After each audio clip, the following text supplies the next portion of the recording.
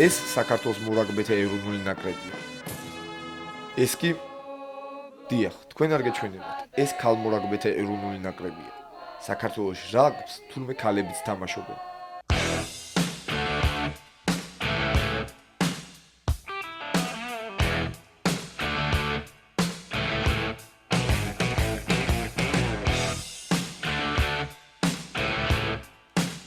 სუსტისკესის მორაგბეთა ეროვნული ნაკრები საქართველოში 2005 წელს ჩამოყალიბდა. 4 წლის მანძილზე ინფორმაცია მათი არსებობის შესახებ ძალიან ცოტამ თუ იცოდა. 2005 წლიდან დაიწყო საერთოდ ამის თქვათ შრომა.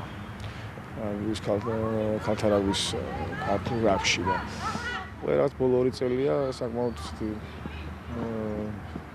სერიოზული რესურსი გამოჩნდა. საქართველოს რაგბის ფედერაციის დახმარებით რაგბი 7-ის ქალთა ნაკრები ახლა მომზადებას თბილისში გადის. ქართველი ქალი მორაგბეები დუბაიში საერთაშორისო ტურნირზე იასპარეზებენ. დღეისათვის ქალთა ნაკრების შეკრება მიმდინარეობს თბილისის, ბათუმის და ქუთაისის ქალთა გუნდის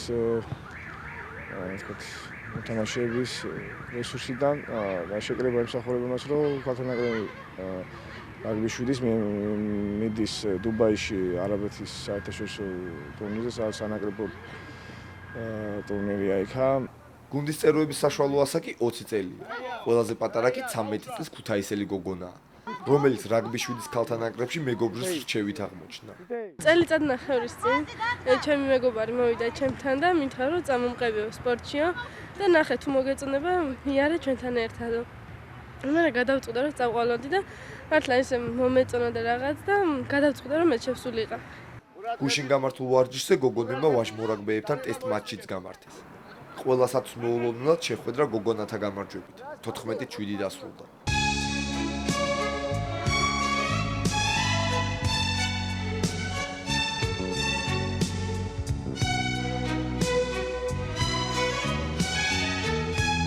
რაგბი ტრავმატული სპორტია და აქედან გამომდინარე ხშირია არასასიამოვნო შეჯახებებიც.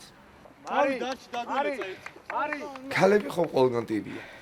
გამონაკლისი არც რაგბია. როგორ გუგებთ საერთოდ ესეთ ტრავმიან სპორტს? კარგია, ეშხიანია, მუღამიანია. კარგია რა. კარგი გაგებით ქალებთან შერკინება ზოგადად სასიამოვნოა. თუმცა რაგბის თამაშისას ამასთან დაკავშირებით რა კომენტარი უნდა თქვა, არ ვიცი, მაგრამ მე მგონი მართლაც რომ შარში ვარ. საბედნიეროდ ქალმორაგბეებთან ჩემი შერკინება ტრავმის გარეშე დასრულდა. ამის გარდა ერთ საინტერესო ფაქტსაც გადავაწყდა. რუსთავი ორის დილის გადაცემამ აღმოაჩინა, რომ თურმე სატელევიზიო ატრიბუტიკა რაგბშიც გამოსადეგია. ესეც ასე, ლელო დილის გადაცემაში.